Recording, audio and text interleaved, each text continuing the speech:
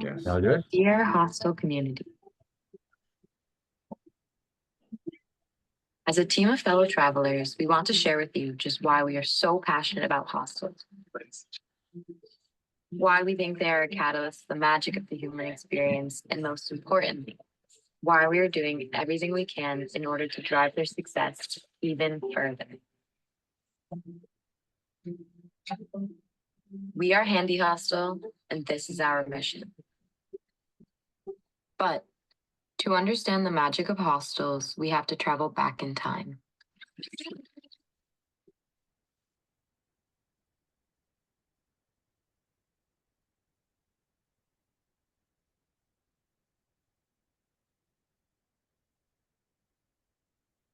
The Great War was ravaging throughout Europe.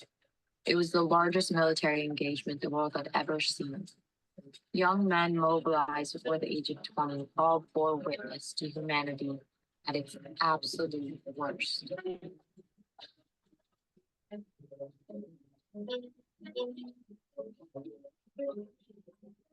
But in the paradoxical nature of life, out of this wretched state came one of humanity's finest moments.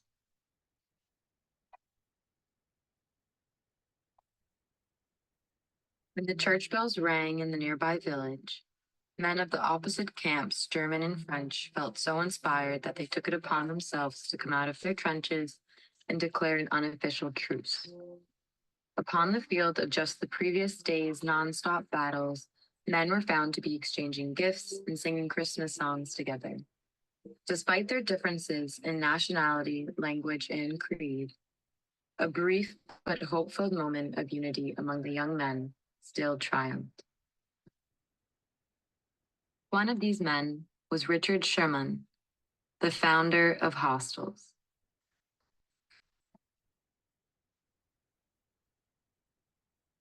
Creating the first hostel just a couple of years prior to the war, his inspiration was to help young people on trips by providing them with inexpensive accommodation. But it was his experience of the Christmas truce of 1915 that helped him complete his vision of a hostel.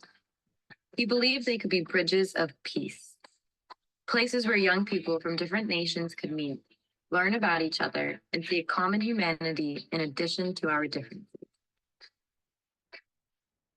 After the war, the hostel movement started steadily expanding and quickly became an international organization, starting off in Germany in 1919. But it was the 60s and 70s, with the advent of backpacking, that truly propelled them into popularity. With thousands following along the infamously marked hippie trail, hostels became synonymous with this type of explorative travel. People from different backgrounds would meet, exchange stories, and go further down the trail. They became the ultimate melting pot for young travelers on a budget.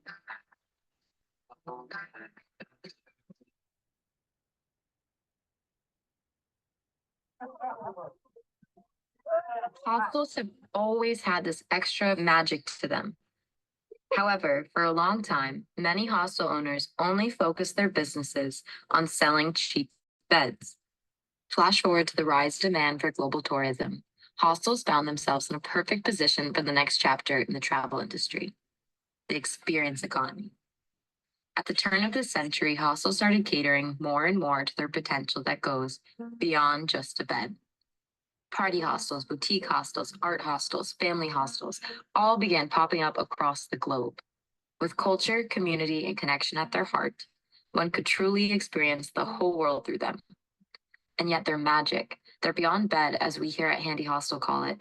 The reason why we fell in love with them, why we fell in love with travel, has not reached its full potential. Our mission is to start the Beyond Bed movement. With the technology we build for it and the teams we assemble, we want to help hostels build their best self, to share this passion that we have with the rest of the world, and ultimately to be bridges of peace in and between people discovering themselves and the world. So join the Beyond Bed movement.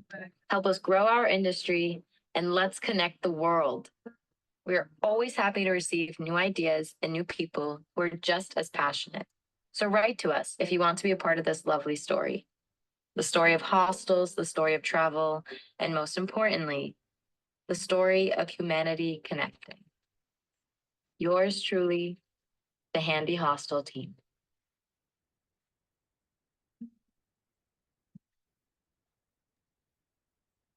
So that is it. Thank you very much, guys, for watching this video with us. While we wait for everybody to come. Thank you, everybody, for joining this webinar about we are very passionate about. As you know, the video kind of was alluding to, this webinar is going to be about a special thing in the hostel industry, at least according to to us here at Handy Hostel, and according to the panelists that also joined this webinar. We believe that the magic of hostels is it's beyond bed. The beyond bed is the experiences, the events, the tours, the travels, all the things that go beyond just a bed. And that's the reason we kind of fell in love with hostels continuously. So before we start with the whole webinar, I want to just make a quick agenda settings. So firstly, we're going to have a panelist discussion. I'm going to first introduce the panelists, which are very esteemed from hostels around Europe, with own their unique individual beyond bed identities and beyond bed best practices. And we're going to talk more about their best practices, their case studies, their successes and stuff in beyond bed. And then after the panel discussion, we're going to have a Q&A.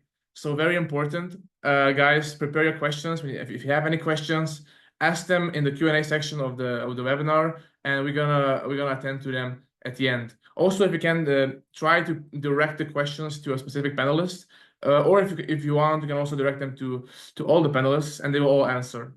But they're gonna be in the second part of this webinar. So yeah, without further ado, let's introduce the panelists. So you can just go to the slide with the panelists.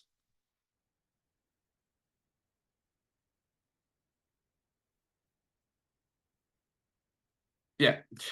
All right. So first we have Michael Klint, the manager of City Backpackers Hostel in Stockholm, renowned for its excellence in Sweden and beyond. The hostel is a beacon of best practice in beyond bed, with a bar, a restaurant seating, and a big stage, which has a great reputation in the local music scene. Its beyond bed identity is further made special by its being historically family run and by putting emphasis on being eco-friendly. The next we have Olivia Salmonete, manager of Joy Hostel Sevilla, formerly known as Oasis Backpackers Hostel Sevilla. It consists of 2 hostels, with one more specifically focused on co-working as its Beyond Bed. It is a class act in Beyond Bed, sporting pools, roof bars, pub crawls, you name it. For sure, it's a must-see when you're traveling to Sevilla. The third one is Chris Ruiz, manager of Kabul Party Hostel in Barcelona. Kabul is the oldest hostel in Barcelona and one with a legendary party reputation. If your goal is to center your beyond bed on parties and guests having a kick-ass time, look no further than Kabul Hostel. Of course, Kabul is not only limited to that when it comes to beyond bed, but I will let Chris later on tell you more. And the last panelist is Rafaela Raish, manager of Rising Cock Lagos Party Hostel. Now, Rising Cock has been born in a creative, adventurous, beyond bed spirit, hence that perhaps what some might call an ambiguous name, started by 2 party-seeking brothers. It has since grown into legendary status, famous for its parties, daily pub crawls, and of course, Mama's famous breakfasts with crepes and tiki-taka, sorry. And I'm looking forward to hearing more about how they were able to make their Beyond Bed brand so distinctive. So without further ado, let's dive into the whole topics and the webinar. Okay, so the first topic is how important is Beyond Bed to a hostel? Can a hostel be a hostel without it? So kind of kickstarting this webinar with, let's say, a somewhat philosophical question about hostel's identity. Can we even divorce what we call the Beyond Bed from a hostel? And I'm gonna let Chris from Kabul Hostel start off with this question and take over. Chris.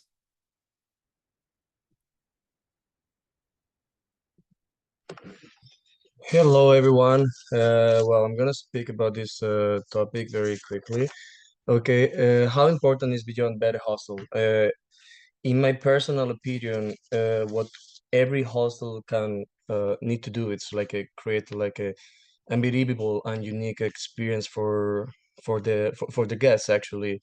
Like the in this industry, like in this new era, like we're living now with the new technologies, everyday backpackers are just seeking for unique and different experience. What uh, different than what they used to live. And basically, like activities demand is growing, and what people like to experience, in my opinion, it's always local stuff. Okay, for this reason, I want to tell like a hostel need to work in being more attractive for people who is looking for new adventures all the time. How we can do that? Creating like as much as activities as we can offer to our guests. Try to cover as much daytime with these activities and make the people to connect with each other. Like since they step in our hostel, it's one of the keys just to create like a this beyond better experience like we are today here talking about. Okay, uh I think that's it for now, so we can just Yeah, thank you, Chris. Thank you, Chris. So next up, I'm going to pull in Olivia into this discussion. I want to hear from Joy Hostel, what they think about how important is Beyond Bed to a hostel. Hello, everyone. I would like to thank you for the invitation to be here, and hello to everyone on the other side. So, for me, in my personal experience, the hostels are extremely connected with other activities. So, the guests are coming and already waiting for us to have activities prepared for them. They come knowing that we have activities, asking for the activities, and they all want to participate. There are very different kinds of travelers. Now we have a typical backpacker that is looking for party and is looking for a party hostel, but we also have different type of travelers, like a more cultural one that wants a walking tour or wants to have a yoga class or just go and see museums. So there's a lot of different kind of experiences that we can arrange for them. So it's not all because our bigger hostel is connected to a more party atmosphere, but I think there's so many experience that we can provide to the customers that we are trying to expand that that thematic.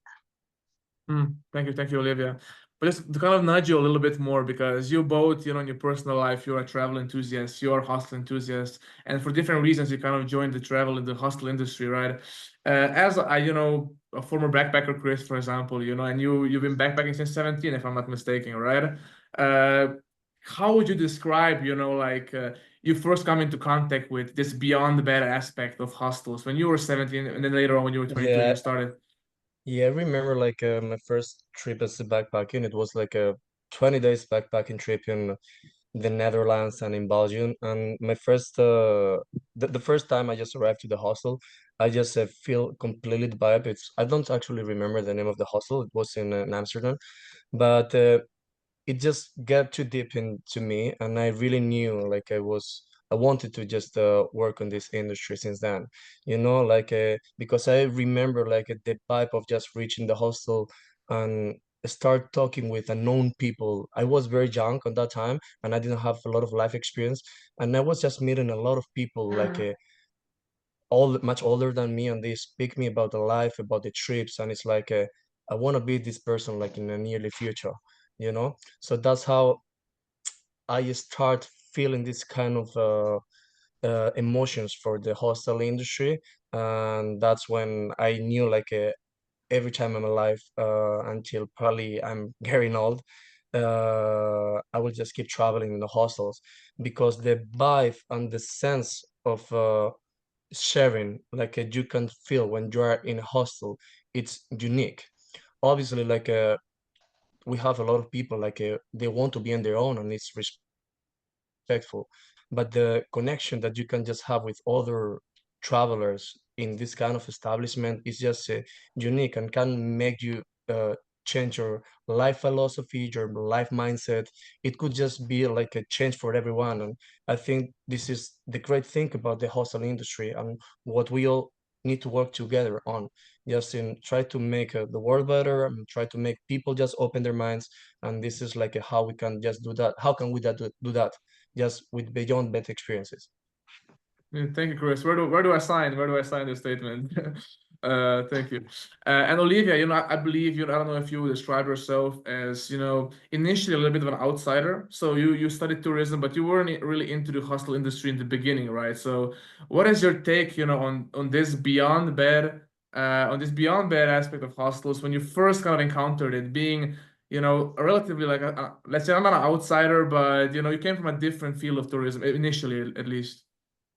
Yes, so I studied tourism, and then after a few years, I moved to Spain. So, I was just arrived in the city. My Spanish was not very good, and I was looking for places where I could work and speak English. So the first places I looked for were restaurants and then hostels. But I have never heard this concept of hostel before. We never studied it in the university, and it was really quite recent. I'm talking about 2008, 2009, and where I was from, we had almost no hostels at all. So when I started working, for me, it was quite a surprise. It was a very familiar hostel. It was well, we had like 90 beds at the time, but it felt really, really familiar. There was just one owner managing it at the time. And for me, it was quite an experience, but I loved it. I loved it since the first time I started working, like the proximity you have with the clients, the relaxed environment, especially the connection you can have with the clients, because it's very different from a hotel. And then you can offer them experiences or prepare, dinners or any social activity that they will be in, especially if they are solo travelers. They are looking for this kind of connection, that they can meet someone and go see the city and explore and have like a very local experience. So I felt in love with this kind of atmosphere, hostel atmosphere, since day one, because for me it was something very unknown, and I love the relaxed atmosphere we have. Yeah, thank you, Olivia. Before we close off this very romantic question, I don't know if Michael or Rafaela want to perhaps in a 10 seconds perhaps say their piece, about how important they think beyond bed is to a hostel in their personal and professional experience. I take that, Rafaela, if it's okay. We can share it maybe. I don't know. Did you say 10 seconds? No, it's like hyperbole. You can Okay. talk a little bit longer. And hello, yeah, my name is Michael. Thanks for joining. And I only see you who are in the panel. So hello to all of you who is listening.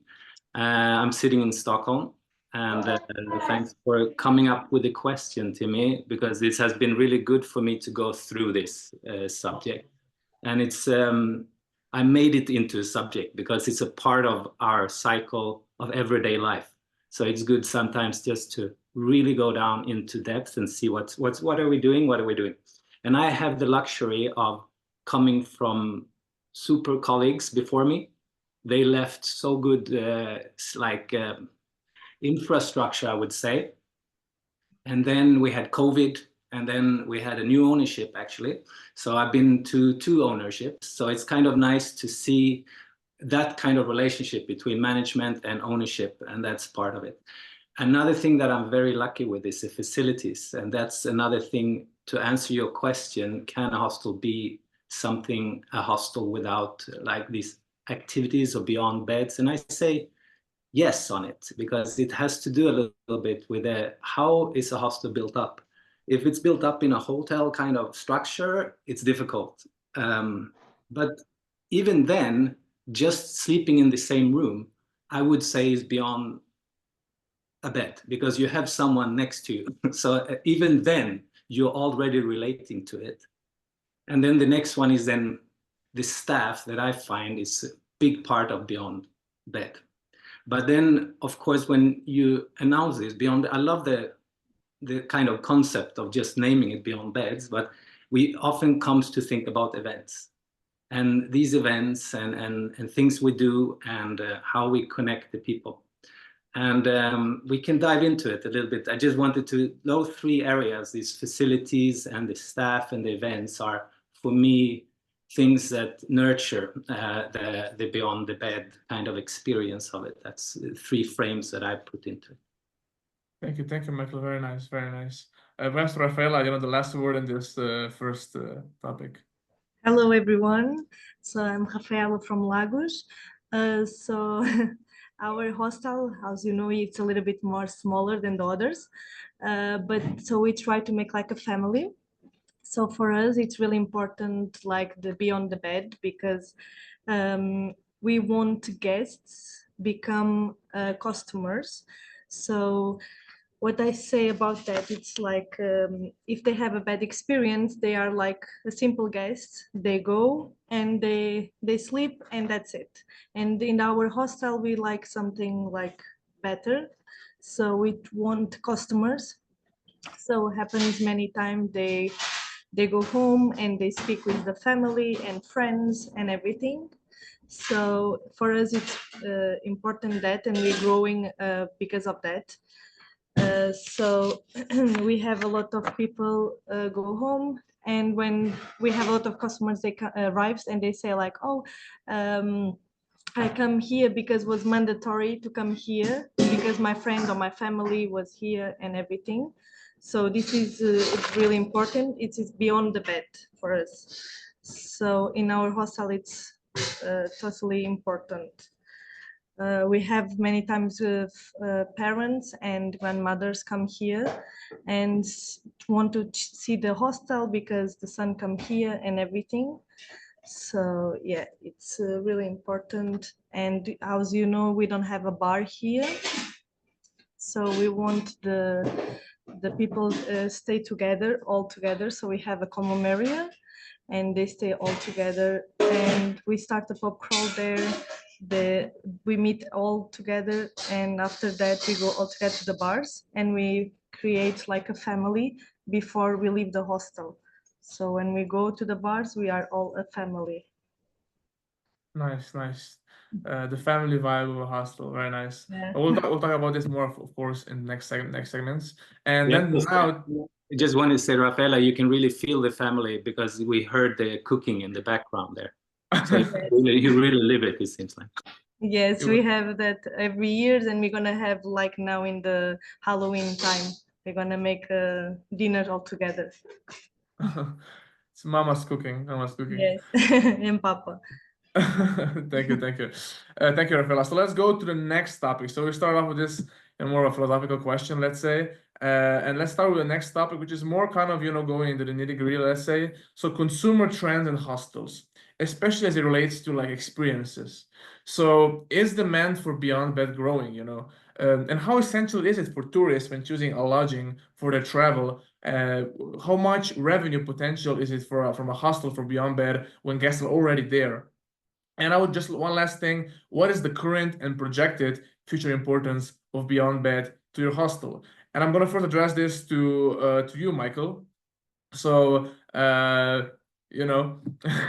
putting you on the spot with this very complex question. But is demand for Beyond Bed growing? Is there more like demand among the backpackers, among people who are users of hostels to have more of a Beyond Bed experience? And how can hostels capitalize on that?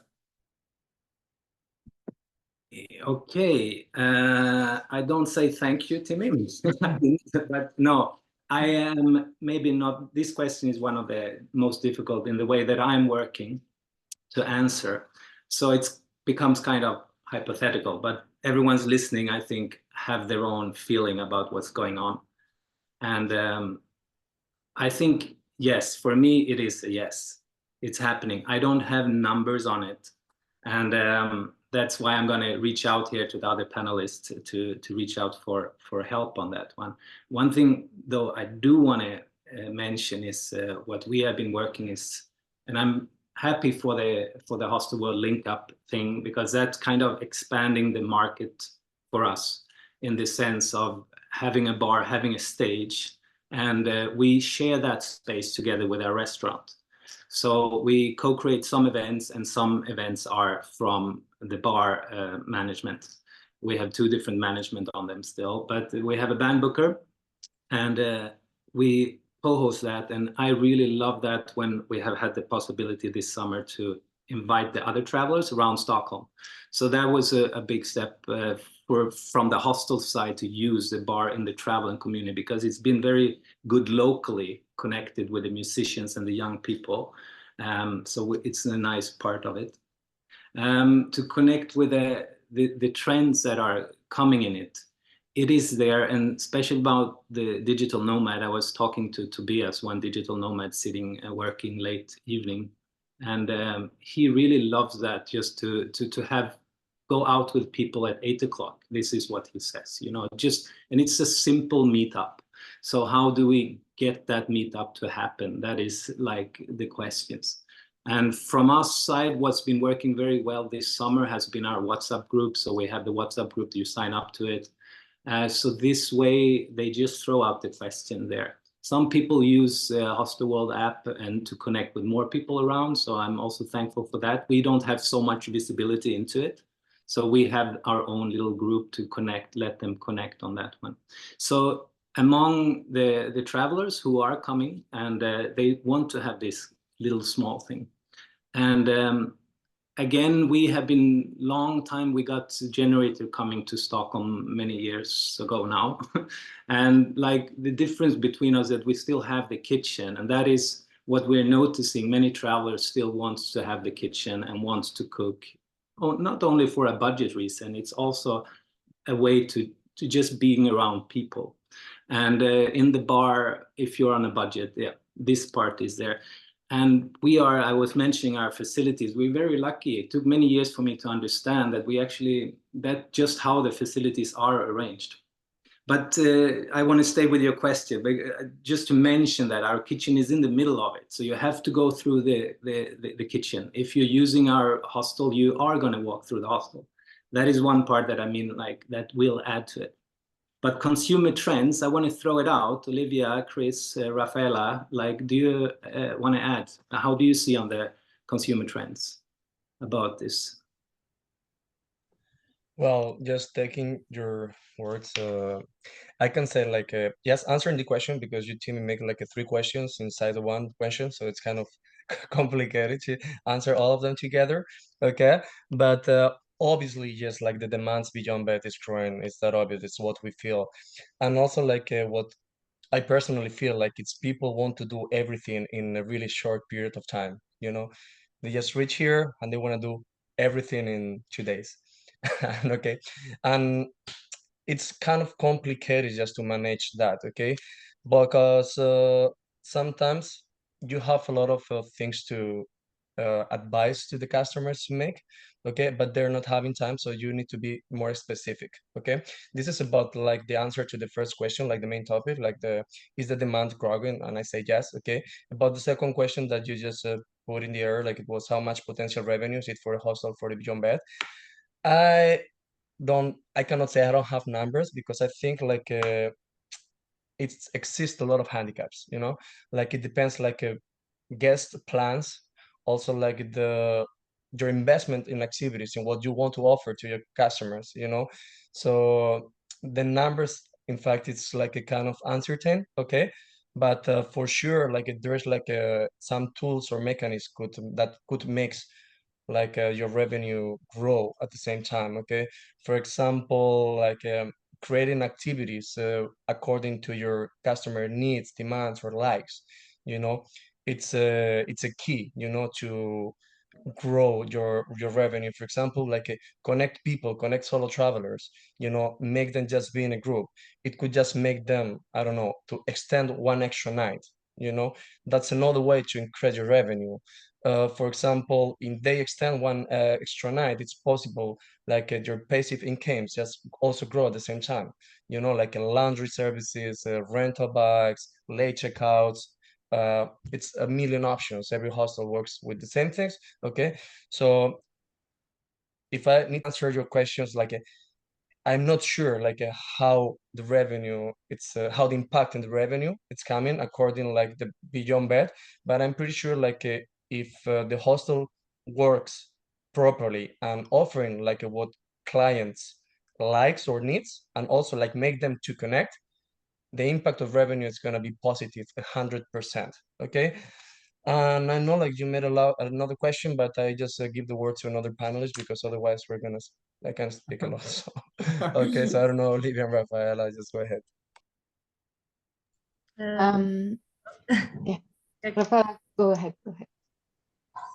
So here in our hostel, I think in Lagos, it's really small. So you can see Lagos in 2 days.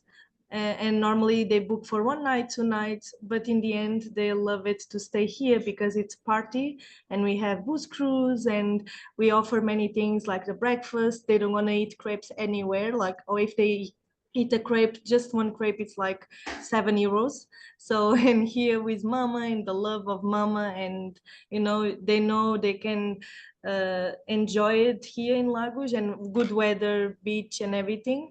So we I don't know if it's growing, but in here because we always have people, but if they extend, they extend a lot of times because they love the experience of the hostel.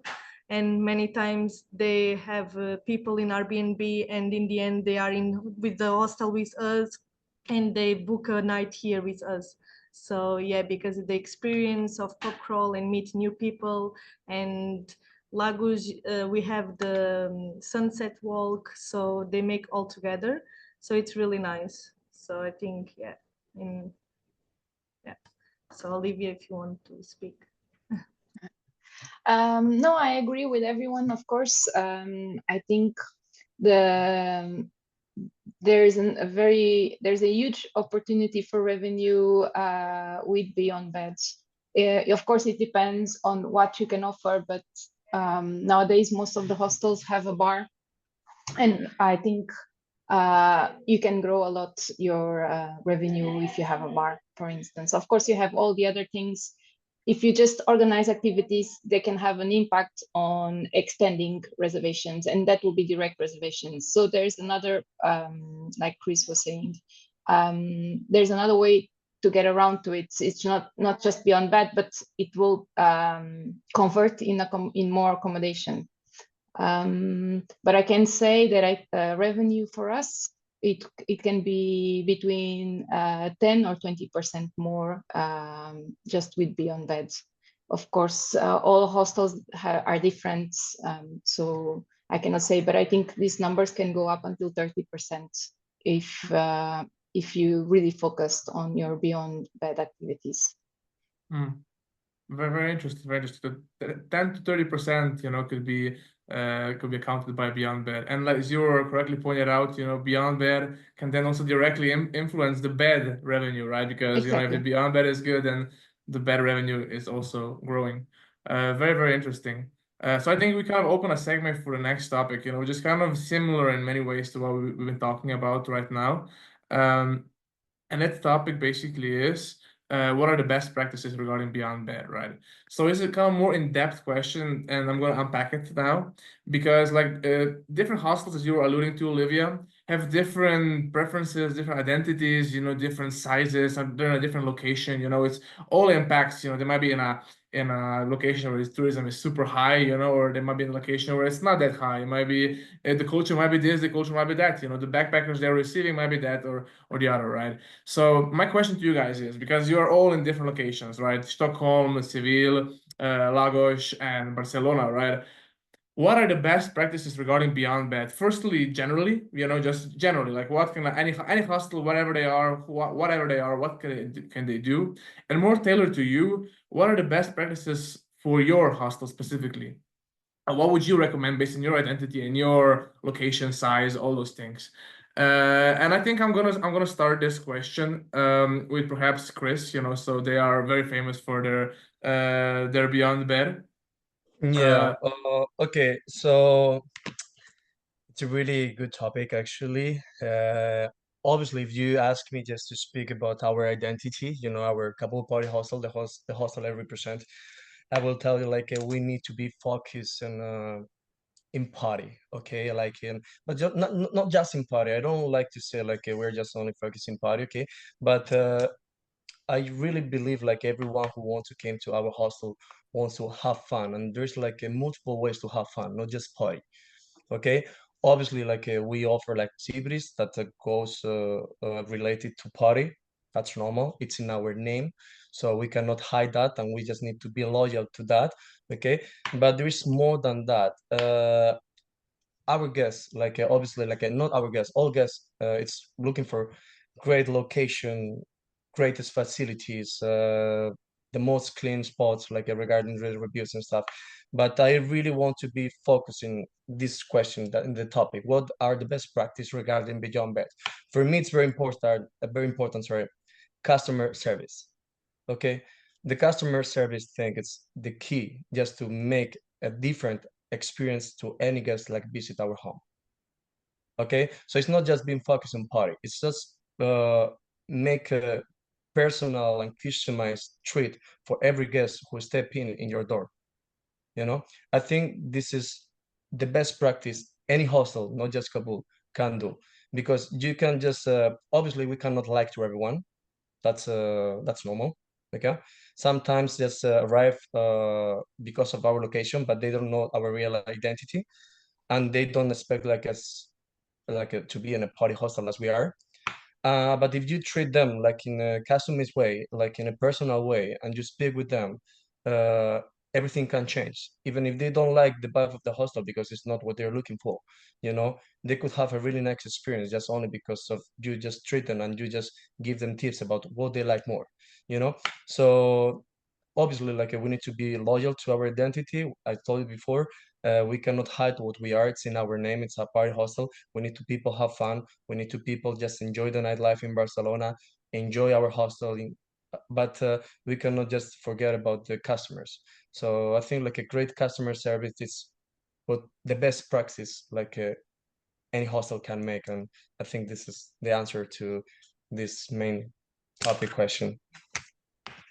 Thank you, thank you, Chris. So I want to bring in Michael again, in this conversation because in some ways, their hostel has let's say a specific ring to it. They try to also focus on sustainability, and they have other stuff that they're very proud of in Beyond Bed alongside it, but they have a certain, their own Beyond Bed identity in a way. And I would like to perhaps, Michael, if you can give me your take on this question. Love to. Like, Sweden is famous for some things, and one is that it's expensive alcohol. So this is a problem we have here, and also very strict laws on alcohol. So many of our events are not circuiting around alcohol. That's more what connecting the guests when they go out and they do. We ran our own pub crawl before, but we are now trying to work with the pub crawls in this sense. But to answer your questions, like one of the things, just to give like what's generally the best practices, one thing that I've noticed together with my colleagues is to see that we are having events like 3 times a week. Like for me, it's the best part when a guest sells an event to the guests. I told you in the beginning, Tim, is like one part of, I'm not a salesperson in the sense. I like to connect with people, and through that, I like to show what we have. And this is what I really enjoy when guests sell to the guests. And one thing that we can do in the management is to see that an event is running like with 2 days in between. So the guests who have done the event they can say to the next guest, that event was very good, let's go on that. So that is one little thing that we noticed that is nice. Personally, I don't like the weekly schedules. When I come to a place and I see a weekly schedule, as a guest, I don't like it because I feel like, okay, I'm just here for a short period. I want the event to be a little bit for me in a sense. So I'm trying to get that in. And that is maybe also a little bit what you on Handy Hostel is trying to, in a digital way, as I understand it, to put it out there, just to give you that part, to reach the guest in the moment. And for Rafaela, how many beds do you guys have? Is it? We have 62 beds. Yeah, so I'm guessing you have a much more easier way to reach out to the guests. Like we are on 140 beds.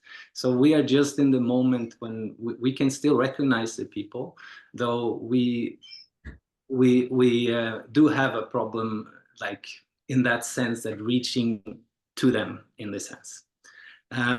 So best practice. And then another thing is to have the resources of the destination. For me, there is like either we do profit events and beyond bed experience, or we do destination creating events and beyond bed experience. And these are two different things that I work with. Like either we do sell the destination, and then the profit will be in the reviews and the experience and the thankfulness in it, or we do profit and then the ownership, like the revenue is going up, and that is another thing we have. So these two destinations use the facilities, I would say, of the city. Like in Stockholm, they put ice rinks in the city. This is one thing that we have catched up. So we have ice skates in the winters. They're just coming out. They're getting sharpened now.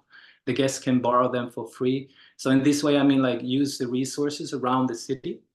See what is it there that we can, as a hostel, get the guests to use those facilities as the locals are doing. So that's one example that we are doing. The sauna we have in the hostel is we have something free. It's built there. It's a part of the facilities, but that gives an experience of the local culture. That is the sauna. It's cold. This winter we're really working on, because on the winter part we don't use the courtyard. So my pure motivation this winter is to get a little ice bath, because it's a little bit happy thing now with this Wim Hof. People like to go in cold. I don't like it myself if I don't have a sauna, but people like to go in cold bath and so.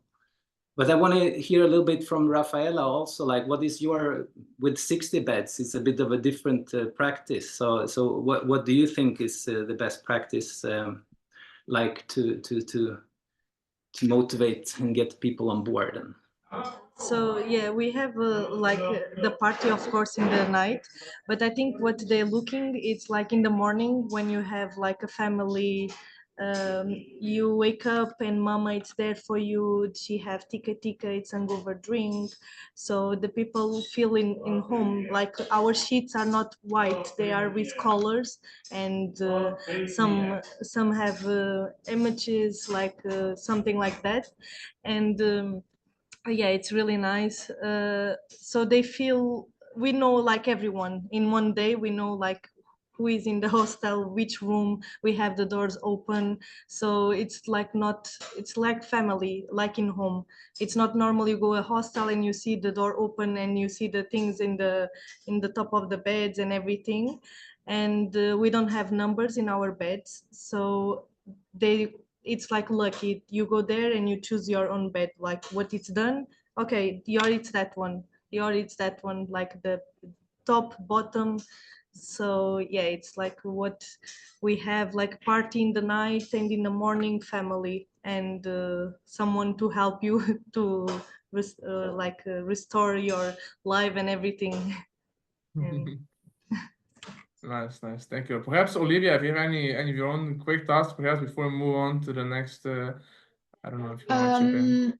No, I agree with everyone. I think customer service is super important. I think it's the moment when you connect with the guests. It's especially, well, I have two hostels, a big one and a small one, but in the big one, if you don't connect during the check-in, sometimes you don't ever see the guests again until the checkout. So check-in for us is crucial. And then what I also find super important are the facilities, in a way that you must have the facilities organized that people are they have to sit together. So if you have a bar, you must have a big table so people can sit together. The pool, well, the terrace area, the same. There are no individual tables at all in our hostel, because we don't want people to be sitting by themselves. So that will create the proper how do you say, to have it. Yes, not the atmosphere, but you have the facilities that will by themselves will make people start talking, because they'll have to sit together, you know. And with that, you already have a social atmosphere, because people will be socializing, because they'll be sitting next to someone, and Nowadays, people can stay on their phones, but in the hostel, it's very easy to start socializing. So that's Mm. for me. For me, it's critical as well. Just one quick question for you, Olivia, because I know one of your hostel is very much catering toward digital nomads and the whole co-working spaces and such. And we had like a growth in digital nomads and stuff after COVID. And I was just wondering, perhaps on that point, how to cater correctly in Beyond Bed to digital nomads. How do you do it successfully? So in the small hostel is quite different. Like our small hostel is co-working oriented, so people when they come, most of them are already coming and they have to work. So we have actually we have 4 big tables, but they are together, so people are actually working together, and they will stop and connect with themselves, because you always have a break, or sometimes you go for a coffee break and they go together. That's a way to have it. It's actually, people don't come looking for party, they want a relaxed and quiet place. Internet is obviously super important. And the best thing of the co-working guests is the length of stay, because they don't stay for only 1 or 2 days like a normal tourist to see the city. They usually stay for 7 days, 5 days. So the length of the average length of stay, it's very high in the co-working hostel. I think that's a very interesting point, because it's very different from the other. And after a while, everyone knows each other, because it's a very small hostel. We have a huge common area upstairs on the top floor, but the co-working is downstairs. So if you want to chill and relax, you can go to the kitchen and be at the terrace. There's the pool if you want to have a break, you can go to the pool as well. And there's a bar, a small bar. But the co-working, where if you need to focus, you have a meeting room and the co-working spaces. Okay. Thank you, Olivia. In the interest of time, I know it's a very lively and interesting debate about all this, nuances and everything when it comes to Beyond Bed. But in the interest of time, let's go to our last topic, basically, in this segment. So if we could just go to the last topic. So how important is it for a hostel to implement digital Beyond Bed solutions? So, as we know, in many cases, the hostel industry can be kind of archaic when it comes to digitalization and everything. And, the Beyond Bed aspect of hostels, let's say, at least, in our personal experiences, in my personal experience, hasn't been always digitalized, to the extent that we felt like it could be. I'm not sure that's your personal experience as well. What is, for example, how important is it for you to implement a digital solution? How susceptible are the guests to digital solutions? Because I know backpackers can have some ambivalence towards it. So just in general, how important is having a digital Beyond Bed solution, such as Handy Hostel, for example, for your hostel? And I'm going to start again quickly with Olivia, with you, because as we alluded to earlier, you have the digital nomad kind of note to your hostels. What would you say? How important is it? I think it's important. For us, it's not crucial, but I think it's important, especially because the new generations, they are doing everything with their phones and computers. So everyone is looking in advance on what to see, what to do, where to go. So nowadays, if you want to be up to date, you have to implement any kind of solution if you have a possibility to do it. So especially for the Gen Z generation, I think they come to the hostel, they already know, because they are looking in Hostel World what activities we have, what to do. So especially with the link ups in Hostel World, even people from other hostel are coming here because they know we have activities and they want to go on the pub crawl or walking tour or whatever. So yes, it's. I think if you want to be up to date with the market, you have to implement a digital solution.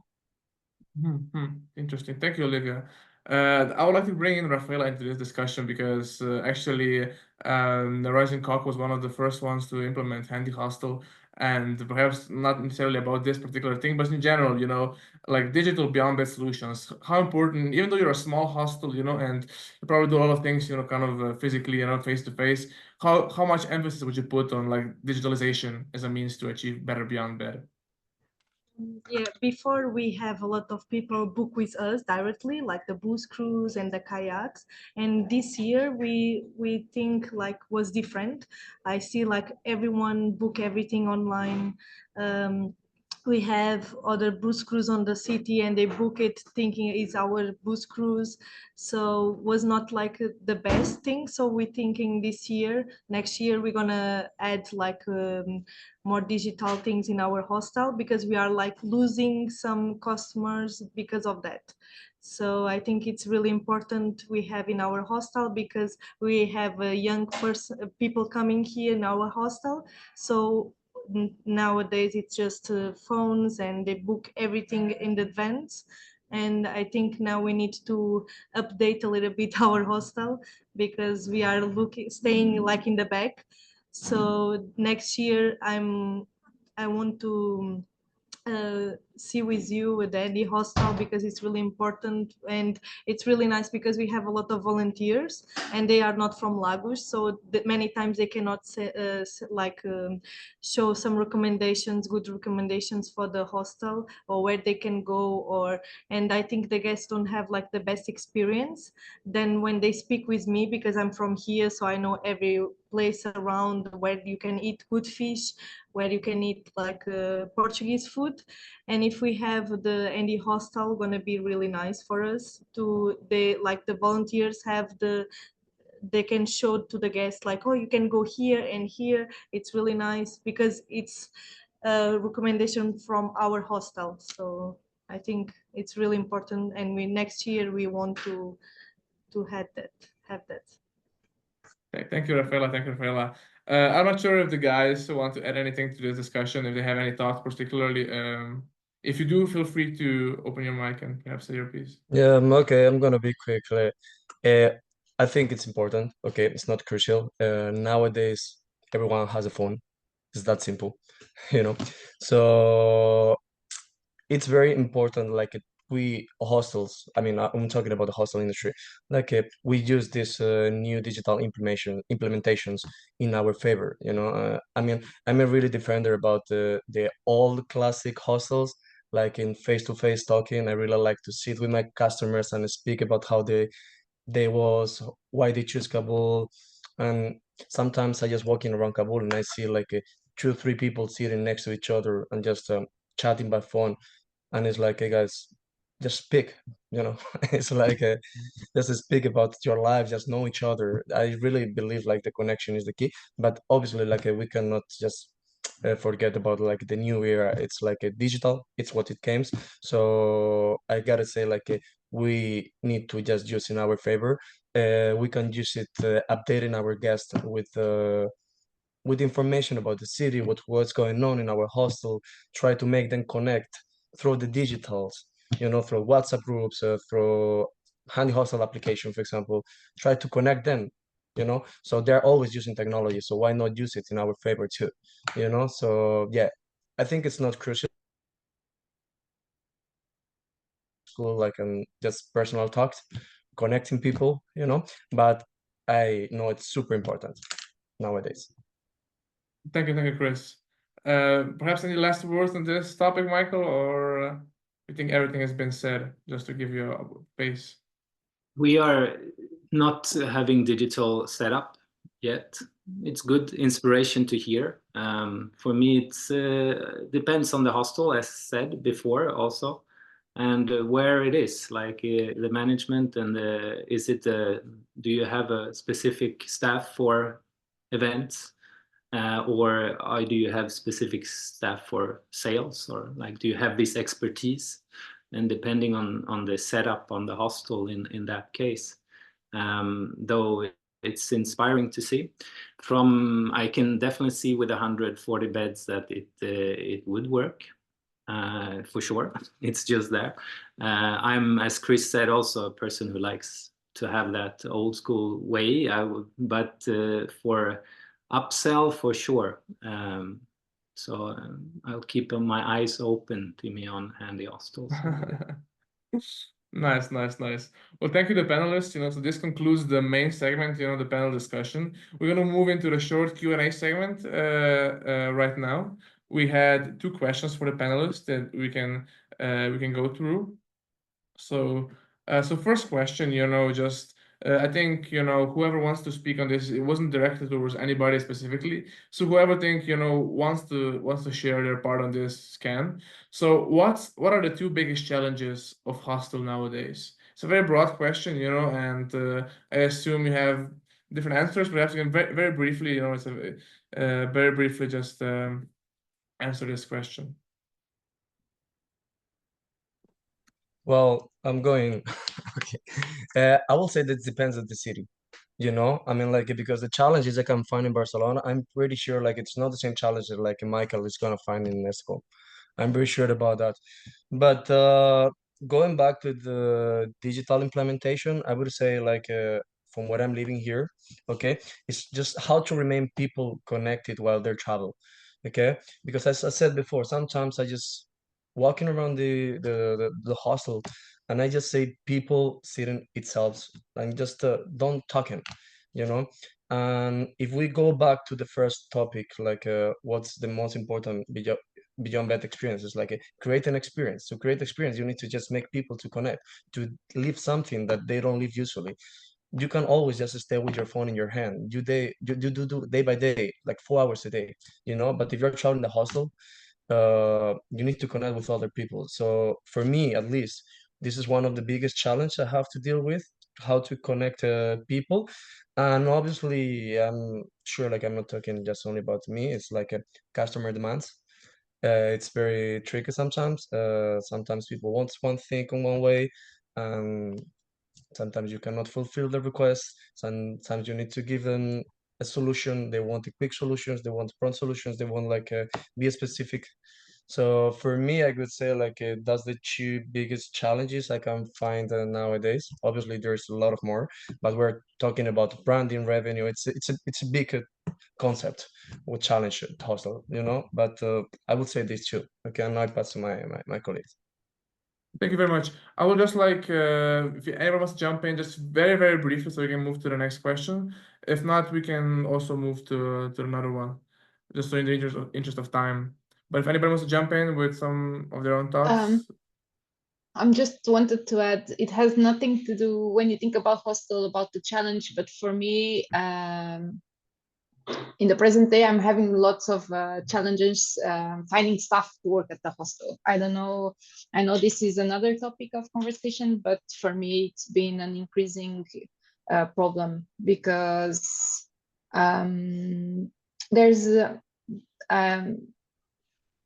yeah, I can't find people interested. It used to be very easy for me to find people who wanted to be working at a hostel, and lately, in the last since COVID, I guess, people are not as keen to work in a hostel as before. They're looking for another kind of jobs. I don't know if this relates to anyone, but With yeah. me, yeah, it's the same. It's hard to find people like to work and want to work in the hostel, and yeah, they don't care. Like they just want money and that's it. Don't have like love like I do, and I think you do, love for working in the hostel. And yeah, it's a big challenge. Very interesting. Thank you, Rafaela, as well. Thank you for these answers. The second question is from Stefan. So he's asking, so AI is coming, no way to avoid it. How would you like AI to assist you in your daily operations and beyond their experiences? I don't know who wants to answer this AI question. It's a very new technology and it's even deeper than the whole digital solutions. But if anybody has been thinking about implementing AI in their hostel, perhaps they can try to answer this question. Well, I will just say like we can't use AI just to create, in my opinion, I'm just talking about my opinion only, okay? Like to create templates to give like a quick solutions, to our customer demands. But I don't think it's like an crucial tool. Like we all need to to use in our daily operation, because I think like as much personal treatment we give to our customers, they're gonna feel much better. I mean, like sometimes you don't feel like when someone is coming from AI, because nowadays it's very updated. Okay, but in my opinion, I think it's good like use these tools like to create, as I say, for example, some sample emails, like you can just change in the way you want to, okay, but at the end the answer to the clients is need to be like a personal. For example, I don't know if Stefan is talking about answering reviews. I know like another like hostels are using AI for answering reviews, but I really like to just personal like every single question, because a review also is crucial just for people just book on my hostel, so I really like to connect with people here, and then when they just leave a review, I remember who is this guy, and I know like who is going next or what he's gonna do, and I really like to personalize like the answer, saying like, hey, just have a nice trip going back to your country, just have a safe flight, just going to have a good time going to, I don't know, Sevilla, and the AI doesn't know like this person is just going to what's going next after the checking out, so I think it's a useful tool. I will implement just to create some specific templates, but I will not just use directly with the customers. Interesting. I think though AI will advance very fast in the coming years, and perhaps at some point the hostels could use AI to even organize itineraries and organize events and experiences for personalized manner for the guests. Who knows? Or can even facilitate interactions between people. But that's I guess up for the future. And I don't know if anybody else wants to add on Chris's Olivia. Yeah, I mean, it could be, I think we can use it for operations. It would be great, like if AI could just directly, we get a lot of emails that we have templates for the emails, but you have a lot of emails asking, where can I park my car? How do I get to the hostel? These kind of basic things that we already have templates, but that AI could answer directly, and it didn't have to pass through reception, because that's even though you have templates, you lose time with this. Or even to assign when the guest has a request, oh, I need a lower bed. It'd be great if they already knew how to assign the lower bed, or know in advance that he wants to be next to a window, so give him a bed next to a window. These kind of operations that are time consuming and are really easy to solve, actually. So it will be in operations, it will be very helpful with that kind of thing for me. I would say the same. It's like the email process that is the closest to implement it. But now when hearing it, it would be super fun to have a little event like a Swedish AI, ask any questions about Sweden, and this just talking to an AI about Sweden. That could be a little fun adventure for a tourist. That's just pops up now. So yeah, would be nice. Yeah, I think ideas are plentiful, and hopefully with Handy Hostel at some point, can also, accommodate those ideas, perhaps in tandem with all of you guys and all the brainstorming we could do.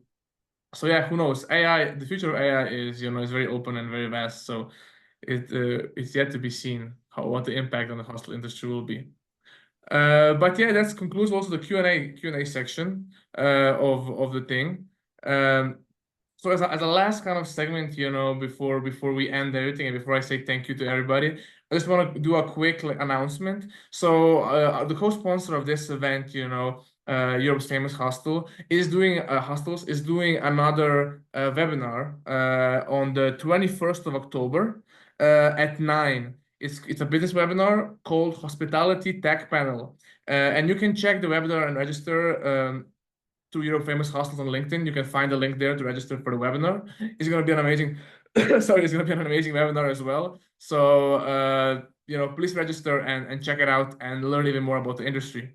But with that being said, I want to say thank you to the panelists, to Michael, Olivia, Rafaela, and Chris for their time. I know it's very busy in the hostel world. It's not easy, but we are here to make it better. And in the best way we know how here at Handy Hostel is through the Beyond Bed. So thank you for participating in this discussion, and thank you for all the attendees for being here and listening. And hopefully you go on about your life with new ideas for your hostel. And if you're a backpacker, with new ideas what to visit. So thank you very much, everybody. And Thank you. and have an amazing day. Just Thank you, thank you everyone. guys for everything. Bye. Okay. It was amazing. Amazing. Thank you so much. Thank Bye-bye. you. Have a good day, guys. Bye-bye. Okay. Bye bye. Bye-bye. Guests.